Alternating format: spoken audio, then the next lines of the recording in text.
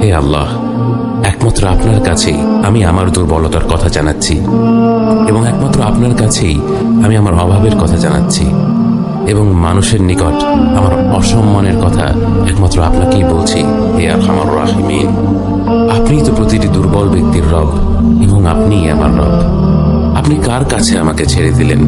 এমন অচেনা মানুষদের কাছে যারা আমার ক্ষতি করতে চায়, নাকি এমন শত্রুর কাছে যাকে আপনি আমার চেয়ে অধিক শক্তি দিয়েছেন?